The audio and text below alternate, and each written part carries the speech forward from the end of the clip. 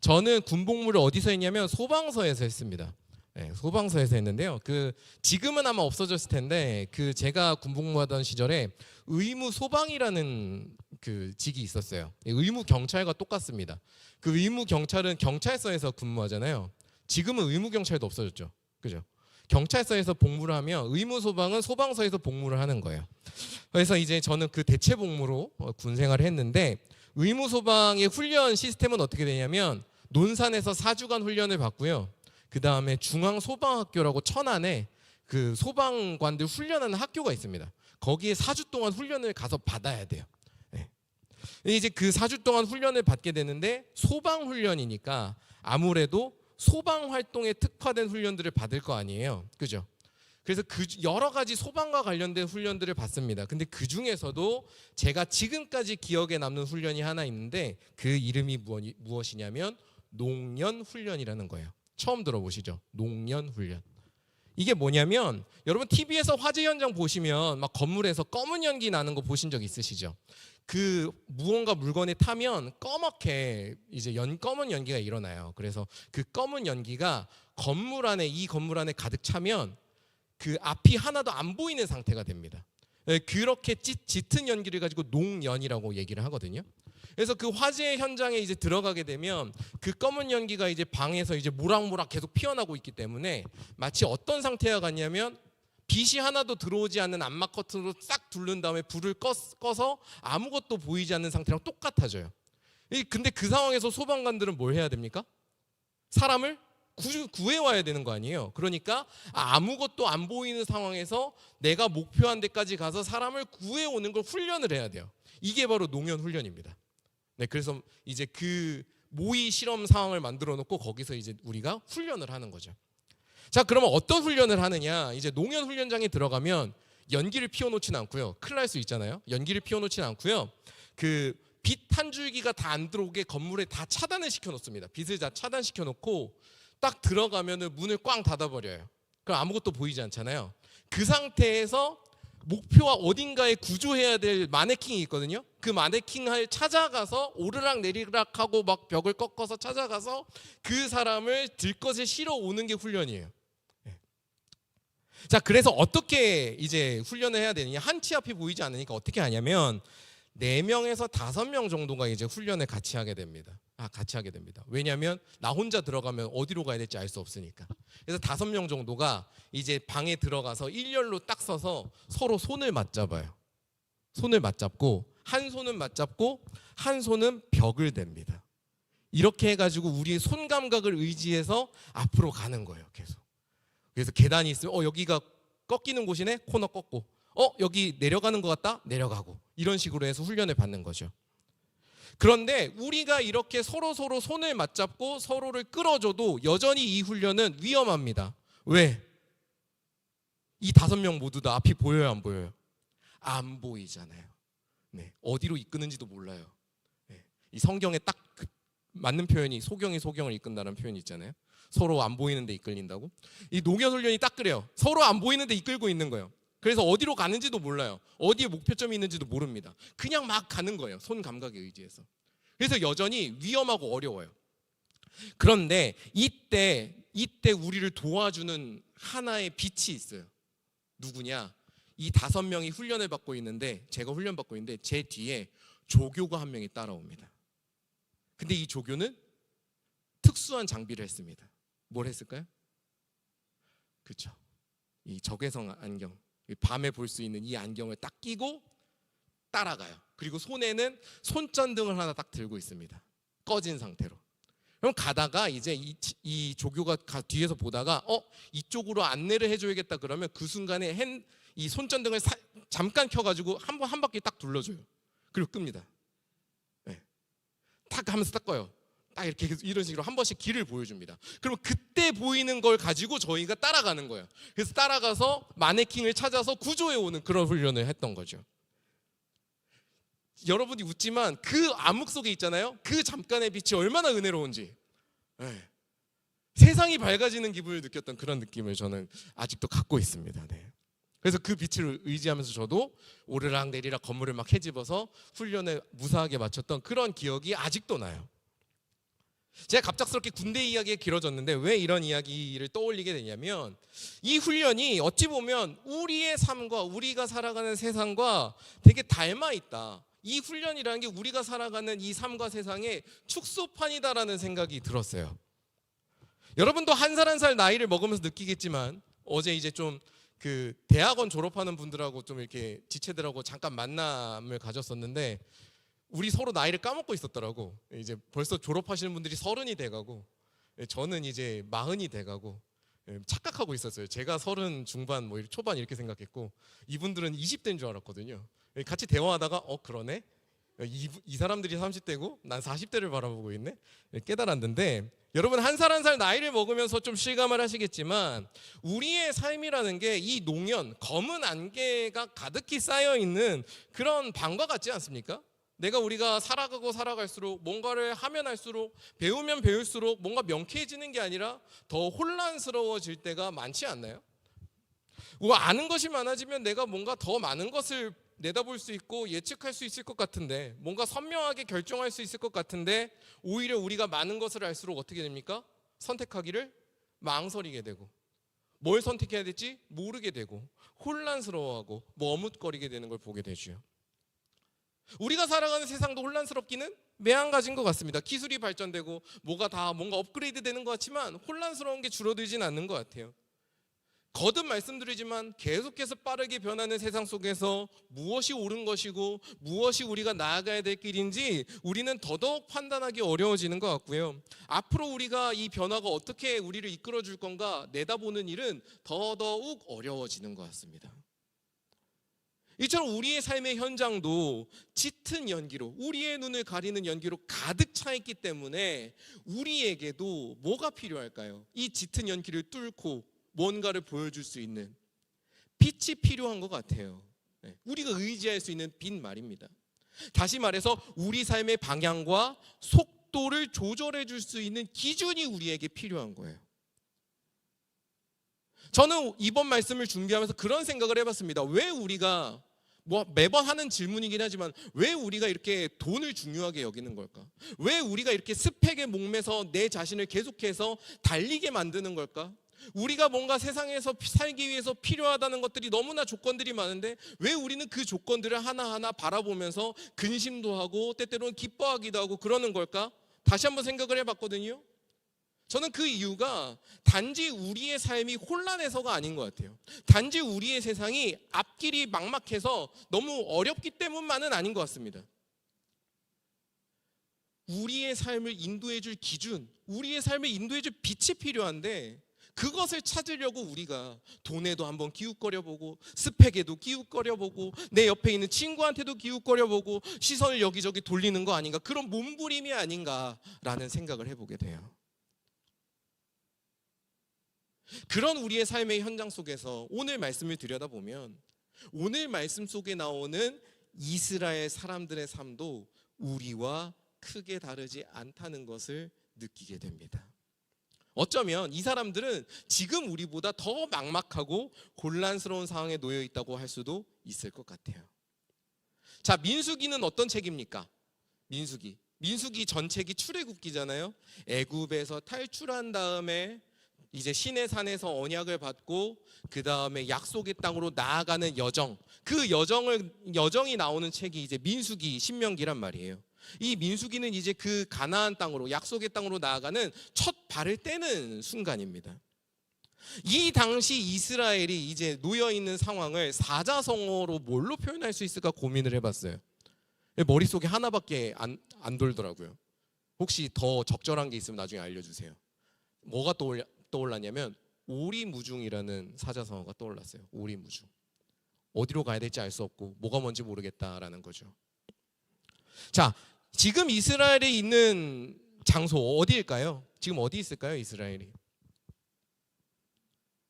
광야 한복판에 있습니다. 광야 한복판. 광야라는 건 그렇죠. 눈에 쭉 그냥 평지가 펼쳐져서 아무것도 보이지 않고 위로 보나 옆으로 보나 뒤로 보나 똑같은 땅이 광야죠. 허허벌판입니다. 허허벌판 광야 한복판에 있어요. 이스라엘은 그 광야 한복판에서 뭘 해야 됩니까? 하나님께서 약속해 주셨다는 땅을 찾아가야 돼요. 찾아가야 됩니다. 물론 성경에서 말하기를 시내산, 이제 시내산 앞 광야거든요. 지금이 시내산에서 가나안 땅까지 걸어서 10일이면 간대요. 걸어서 10일이면 간답니다. 그러니까 그렇게 멀지 않을 수 있는 길이기는 해요. 걸어서 10일이면. 그런데 우리한테는 이게 그냥 별로 멀지 않네 할 수 있지만 하루하루 방향이 이쪽이 북쪽인지 이쪽이 동쪽인지를 알지 못한 채 걸어가야 하는 이스라엘 백성들에게도 별로 멀지 않네라고 느껴졌을까요? 지금이야 우리는 정말 멋진 도구들이 많습니다.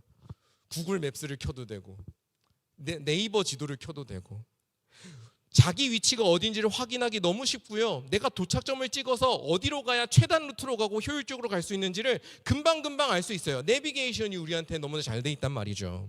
근데 이 당시 사람에게 그런 내비게이션이 있을 리가 있나요? 나침반도 없었을 거예요. 나침반도. 아무것도 없는 상태란 말이에요. 그런 상황에서 눈앞에 펼쳐진 건 허허벌판인 광야뿐인 겁니다. 어디로 가야지 가나안 땅 방향인지 알 수 없고요. 나아간다 한들 그 광야에서 내가 무엇을 마주할지도 예상할 수 없고요. 말 그대로 어떤 상황이에요? 오리무중의 상황인 거예요, 이게. 그렇다고 왔던 길을 거슬러서 애굽으로 돌아갈 수 있어요, 없어요? 돌아가고 싶어요? 돌아가면 노예 확정이에요. 노예 확정이에요. 네. 돌아갈 수도 없어요. 돌아갈 수도 없습니다. 물론 이 이스라엘 백성들은 그래도 광야 땅이 더 힘들었나 봐요. 종종 돌아가겠다고 아우성을 칩니다. 그 정도로 광야 땅이 막막하고 혼란스러웠다는 얘기라고 전 봐요. 그러니 이 이스라엘 백성들이 느끼는 막막함과 답답함, 이 혼란스러움은 얼마나 컸을까요? 우리가 그 상황에 있다면 정말로 새까만 구름이, 새까만 연기가 내 눈앞을 완전히 막아세워서 아무것도 보이지 않는 방처럼 느껴졌을지도 모르겠습니다. 그들의 삶도 우리의 삶 많기로 어디로 가야 될지, 얼마나 가야 될지, 내가 이 자리에서 뭘 해야 될지 알 수 없는 방황과 혼란으로 가득한 그런 자리였다는 거죠. 그런데 중요한 것은 뭐냐? 이 막막한 광야 한복판에 이스라엘이 있었는데 이 이스라엘을 끝내 한 걸음 한 걸음 나아가서 약속의 땅까지 나아갔다라는 사실이에요.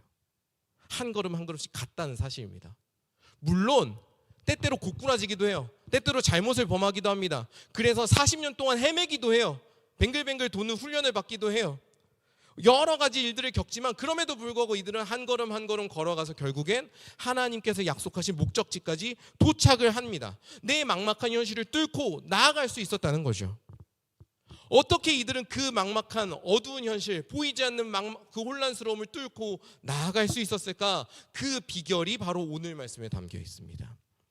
자, 우리 민수기 9장 15절에서 18절의 말씀을 한번 같이 읽어보면 좋겠는데요. 15절부터 18절의 말씀 우리 한 절씩 교독해 보도록 하죠. 제가 15절 먼저 읽겠습니다. 성막을 세운 날에 구름이 성막 곧 증거의 성막을 덮었고 저녁이 되면 성막 위에 불 모양 같은 것이 나타나서 아침까지 이르렀으되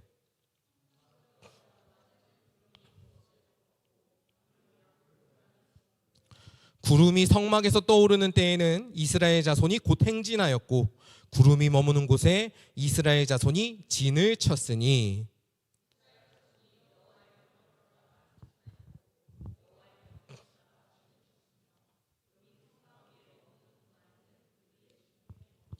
아멘. 자, 아까 제가 농연 훈련할 때 우리를 인도해 줬던 빛에 대해서 말씀을 드렸었어요. 그죠? 그리고 우리 삶에도 그런 인도해 줄 빛이 필요했다고 말씀을 드렸습니다. 이 이스라엘 사람들도 마찬가지였어요. 이 막막한 광야 한복판에서 뭐가 필요했을까요? 우리를 인도해 줄, 어디로 가야 될지 알려줄 빛이 필요했어요. 기준이 필요했습니다. 그래서 그 빛이 필요해서 이제 막막해 하면서 방황하고 있는데 그 가운데에서 이 빛을, 이 인도자가 되어주시는 분이 계시다라고 말씀을 하는 거죠. 누가 이 빛을 주십니까? 여호와 하나님께서 주시더라는 겁니다. 전능하신 여호와 하나님께서 이스라엘에게 필요한 빛을 주시고 인도자가 되어주신다. 하나님께서 이스라엘이 처한 상황을 아시고 그 상황을 뚫고 나아갈 수 있도록 길을 가르쳐 주십니다. 빛을 주시는 거죠. 그런데 이 하나님의 인도하심은 뭐가 달라도 다른 것 같습니다.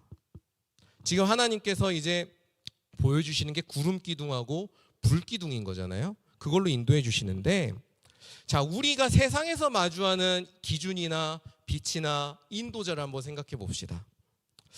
세상에서 우리가 의지하는 어떤 그런 빛 인도자들은 제가 봤을 때 제가 군대 시절 훈련 받았을 때 우리를 도와줬던 조교와 비슷한 것 같아요. 아까 조교가 어떻게 우리를 도와줬다 그랬어요? 빛을 잠깐 켜서 한 바퀴 싹 둘러주고 껐다 그랬죠. 우리가 세상에서 의지하는 인도자들, 우리가 세상에서 의지하는 기준들은 그 정도의 기능을 하는 것 같아요. 그 정도. 네. 우리가 살아가면서 그것에 도움을 받고 잠깐 속이 명쾌해질 수 있고, 내가 어떻게 살아가야겠다는 걸 결정할 수 있지만 그 하나만으로 내 삶을 처음부터 끝까지 살아낼 수 있느냐 하면 그렇지 못하다는 거죠. 우리가 이렇게 생각해 보면 좋습니다. 내가 아무리 돈이 많아도요, 어떻게 사는 삶이 참된 삶이고 진정 가치 있는 삶이고 의미 있는 삶인가 돈이 가르쳐 줄 수 있느냐? 없습니다. 돈은 나의 생존에 대해서 도움을 좀 줄 수 있을 뿐이죠. 내가 스펙을 아무리 쌓아도 내 삶의 모든 것이 보장이 되나요? 보장이 안 된다는 거 여러분 잘 알고 계실 겁니다. 잠깐의 도움은 줄 수 있죠. 어느 정도까지는 도움이 줄 수 있지만 영원히 도움을 줄 수는 없습니다. 친구를 많이 사귀면 도움이 될 수 있을까요? 됩니다. 하지만 그 친구가 내 삶의 모든 순간순간마다 함께 할 수 없어요. 네. 내 친구가 나에게 그렇게 해주길 바라면 그건 나의 집착이고요. 그 친구가 나한테 그렇게 하겠다 그러면 걔가 간섭하는 거예요. 그럴 수 없어요. 그 세상에서 우리가 마주하는 빛들은 언젠가 분명히 꺼질 수밖에 없고 나를 홀로 내버려 둘 수밖에 없고요. 꺼지고 사라져야 우리에게 오히려 도움이 될 때도 있는 것들입니다. 그런데 우리 하나님은 어떻습니까? 오늘 말씀을 보니 하나님께서 낮에는 구름 기둥으로 밤에는 불 기둥으로 이스라엘과 모든 순간을 함께 하시는 것을 보게 됩니다. 다시 말해서 우리를 인도하시는 하나님은 어느 날은 있다가 어느 날은 없다가 하시는 분이 아니라는 겁니다. 어느 순간에는 내가 널 도와주고 싶으니까 내가 도와줄게 하셨다가 오늘은 내가 마음이 안 내키니까 나는 안 도와줄 거야 하는 분이 아니라는 거죠.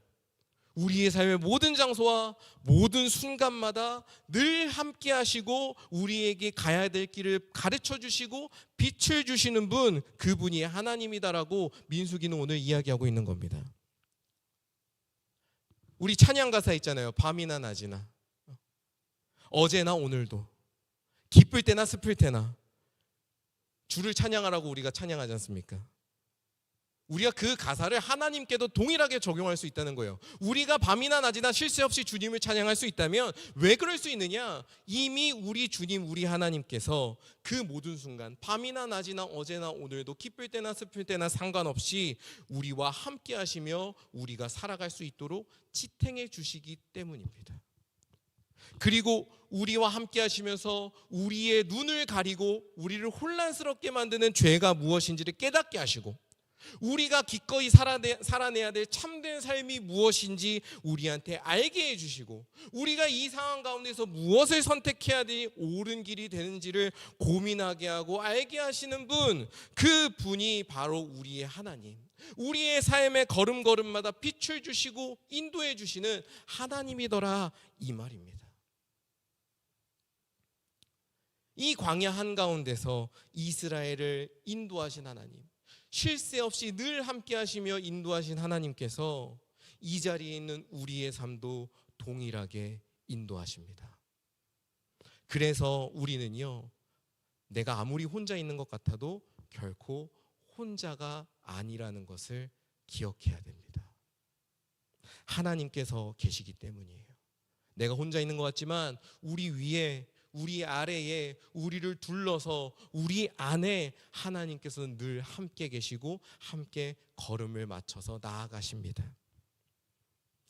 그래서 이러한 하나님을 믿는다는 것은요, 단순히 하나님이 존재하십니다, 내가 여기 이 문장에 동의하는 일이 아니에요. 예수님이 나를 구원해 주셔서 내가 천국 간다는 거 동의합니다 라는 그런 문제가 아니라는 겁니다. 믿음이란 건 무엇이냐? 이렇게 우리와 모든 순간에 함께하고 계시고 우리를 지탱하시는 하나님, 우리와 가장 내밀하게 함께하시는 하나님을 내가 맛보는 일이에요. 하나님과 함께할 때 내가 참되게 살아갈 수 있구나, 이것을 내가 받아들이고 그걸 내 삶에서 체험하는 것이 하나님을 믿는 일입니다. 이스라엘은 지금 이 광야에서 그 순간들을 매번 체험하고 있었던 거예요. 구름 기둥이 성막에서 떠오르면 길을 나서고, 구름 기둥이 성막에 머무르면 행진을 멈춰서야 했습니다. 언제 가고 언제 멈추는지 이스라엘은 그 시기를 알 수도 없었고 정할 수도 없었어요. 그 모든 때를 아시고 정하시는 분은 누구십니까? 오직 하나님이셨습니다. 심지어 이 하나님의 인도하심이 얼마나 괴팍한 줄 아십니까? 민수기 9장 20절에서 22절의 말씀을 보면요, 정말 이 기둥이 언제 움직일지 예측 불가능합니다. 언제는 내려앉자마자 하루 안에 떠올라서 출발해야 될 때도 있다고 하고요, 언제는 한번 내려앉으면 한 달이고 1년이고 멈춰서서 아무 데도 갈 수 없는 상황이 있었다 그래요. 여러분, 이러한 하나님 인도하심 앞에 우리의 삶을 맞춰가고 그 맞춰가는 가운데 하나님을 체험하는 것, 이것이 믿음이라고요. 여러분, 이러한 삶은요, 우리의 현실에 어마어마한 도전을 줍니다. 왜? 우리의 삶은요, 생각보다 규칙적으로 짜여져 있거든요. 우리의 실제 삶은 규칙적이지 않아요. 우리의 실제 삶은 막 역동치는 에너지와 같아요. 근데요, 우리의 삶의 모양새를 보면 되게 규칙적이에요. 겉모양새가. 여러분 어떻습니까? 아침에 일어나면 활동하고요, 내가 일터 가면 일터 가고, 학교 가면 학교 가고요. 우리가 그 다음에 그 나머지 시간 어떻게 보냅니까? 정해진 스케줄대로 지내잖아요. 정해진 대로, 정해진 시간표대로 움직였다가 밤이 되면 돌아와서 내가 할 일하고 자죠. 그래서 우리는 생각보다 우리의 삶을 예측하면서 살아갑니다. 우리의 삶은 생각보다 예측 가능해요. 여러분 내일 뭐 할지 대부분 대충 맞출 수 있어요. 방학인 친구들은 집에서 한 11시, 1시까지 자고 있을 거고, 일 나갈 사람들은 아침에 일어나서 8시쯤 일어나서 7시쯤 일어나서 씻고 8시에 출근하겠지. 맞잖아. 그죠? 예측이 가능해요. 6시쯤 되면 좀 여유로운 사람 친구 만나서 놀 거고, 너무 힘든 사람은 집에 가서 쉴 거고, 운동 좋아하는 사람은 헬스장 가서 운동하고 집에 가서 쉬겠지. 여러분의 삶이 대부분 예측 가능하다니까요. 제 삶도 거기서 별반 다르지 않아요. 그런데 하나님께서는 우리와 다르셔서 우리가 예측 불가능한 상황으로 우리를 계속 인도하시더라는 겁니다. 우리가 예상할 수 있는 범위를 하나님께서 늘 넘어서신다고요. 그래서 이사야서 55장 8절에서 9절은 뭐라고 말씀하느냐? 하나님의 생각은 우리의 생각과 다르고 하나님의 생각은 우리의 생각보다 훨씬 높아서 우리가 그 모든 것을 헤아릴 수 없다라고 말씀합니다. 여러분, 우리를 향한 하나님의 계획, 우리를 향한 하나님의 인도하심, 그분의 생각은요, 우리의 모든 예상과 기대를 늘 뛰어넘는다는 걸 여러분 기억해야 됩니다. 상황이 이러하니까 이스라엘도 어땠을까요? 언제 나아가고 언제 멈춰야 될지 예상이 불가능한 거예요. 예상 못하는 거예요. 그냥 눈앞에 하나님이 보여주시는 대로 살아갈 수밖에 없는 겁니다. 이 말씀이 우리에게 주는 메시지는 분명합니다. 우리가 믿음으로 살아간다는 건 뭐예요? 우리가 믿음으로 살아간다는 것은 우리의 예상과 우리의 기대를 내려놓는 훈련을 하는 겁니다. 우리가 하나님과 동행한다는 것은 내가 갖고 있는 어떤 생각들, 내가 갖고 있는 계획들을, 내가 갖고 있는 타이밍들을 포기할 수 있는 거예요. 우리가 아까 찬양했던 그 고백을 한번 생각해 봤으면 좋겠습니다. 마지막에 우리 어떤 찬양했습니까? 주님 말씀하시면 내가 나아가리다. 주님 말씀하시면 내가 멈춰서겠다면서요. 우리 입술이 이렇게 이미 민수기의 이 믿음을 고백하고 있어요. 이렇게 살아가겠다고 하고 있습니다. 그런데 우리의 마음과 우리의 걸음이 정말 그 고백을 따르고 있는지 우리가 한번 생각해 봤으면 좋겠습니다. 오히려 우리는 그 고백을 하면서도 내심 이렇게 생각하지 않습니까? 나의 삶의 모든 타이밍과 계획을 내 뜻대로 계획하면서 하나님 앞에 나아가고 있지 않습니까? 하나님께 여쭙고 하나님의 때를 기다리기보다는 내가 봤을 땐 지금 가야 됩니다, 지금은 멈춰야 됩니다 하고 하나님께 먼저 이야기하고 있지는 않나요? 하나님을 재촉하고 있지는 않습니까? 때로는 하나님께 따지기도 하지 않습니까? 우리는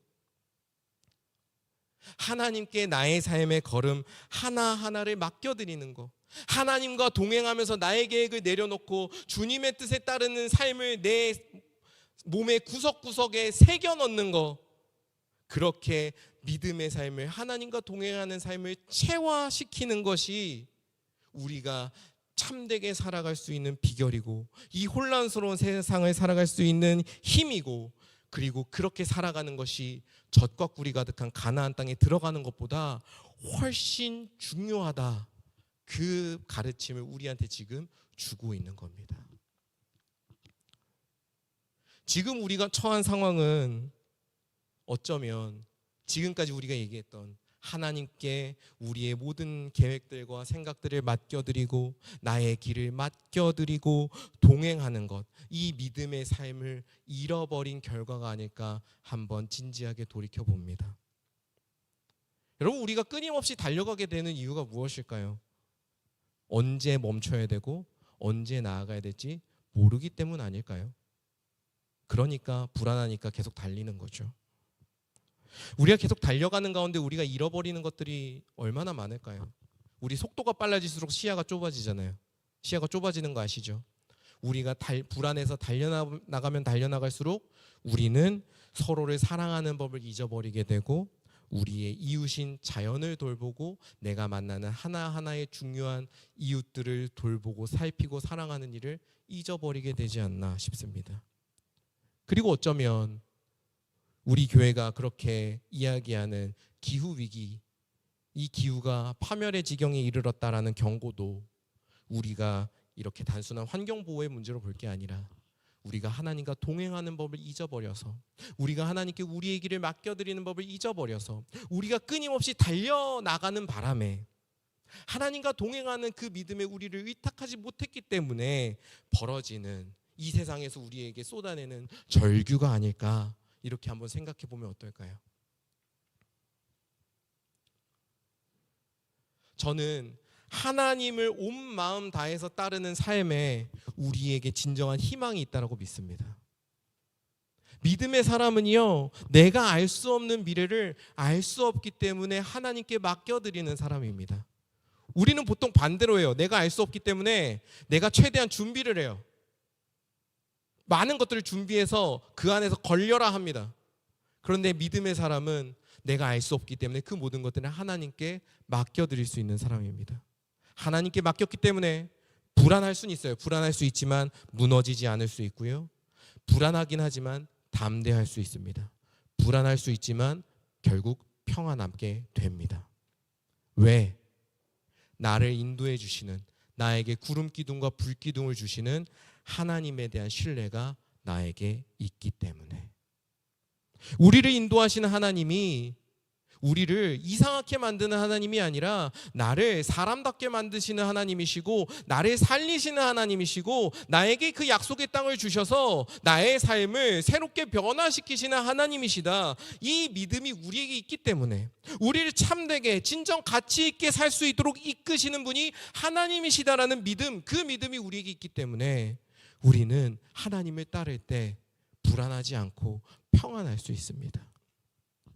그래서 믿음의 사람은 내 욕심과 나의 불안이 치닫는 대로 달리지 않고 내 걸음을 멈출 수 있습니다. 멈출 줄 아는 사람, 그게 믿음의 사람이고요. 멈춘 자리에서 하나님을 만나고 회복과 성장을 경험하는 사람, 그 사람이 바로 믿음의 사람입니다. 이 자리에 있는 우리 청년들이 그런 복된 사람, 믿음의 사람이 되기를 저는 간절히 소망합니다. 여러분, 그런 사람이 되려면 어떻게 해야 될까요? 그런 믿음의 사람, 이 끝없이 달려나가는 이 세상에서 이 믿음으로 멈춰설 수 있는 용기가 있는 사람이 되려면 어떻게 해야 될까요? 저는 한 가지만 먼저 제안해 보고 싶습니다. 우리의 판단을 멈추는 것부터 해봤으면 좋겠습니다. 아침에 판단을 멈추라는 게요, 아무 생각하지 말라는 게 아니고요, 꼭 이렇게 얘기하면 그렇게 문자적으로 받아들여서 아무 생각을 안 하겠습니다 할 수도 있는데 그런 거 아니고요. 우리가 아침에 하루를 시작할 때 정말로 잠깐 시간을 내서 제대로 내 마음을 비워내는 기도의 시간을 가져보는 거예요. 저는 이렇게 한번 기도해 보면 어떨까 싶습니다. 구름 기둥과 불 기둥으로 이스라엘을 인도하신 하나님, 오늘 나의 하루를 하나님께 온전히 맡겨드립니다. 내 좁은 시선으로 판단하지 않게 하시고 하나님의 뜻을 듣고 따를 수 있도록 나의 영을 열어주소서. 이런 식으로 기도하면서 여러분들이 하루를 시작하는 것, 그렇게 나의 믿음의 습관을 쌓아가는 것이 내 마음을 다스리고 내 귀를 주님께 열고 주님의 말씀에 순종하게 되는 소중한 한 걸음이 되지 않을까 기대해 보게 되고요. 또 그런 믿음을 가져보게 됩니다. 새로운 한 주가 여러분 또 시작됩니다. 여러분 그 새로운 한 주 각자의 자리에서 믿음의 한 걸음 한 걸음 하나님께 모든 걸 맡겨드리고 한 걸음 한 걸음 나아가는 그런 삶을 살아가는 우리 모두가 되기를 간절히 소망합니다. 그리하여서 우리의 뜻대로가 아니라 주님의 인도하심대로 나아가 우리의 삶을 복되게 살아내고 그리고 우리의 세상에 하나님의 사랑을 나누면서 섬기고 돌보아 나아가는, 그래서 이 모든 세상 가운데에 하나님께서 주시는 복이 충만해지고 기쁨이 충만해지고 평화가 충만해지는 그런 놀라운 역사에 참여하게 되는 여러분들이 되기를 주님의 이름으로 간절히 축원합니다.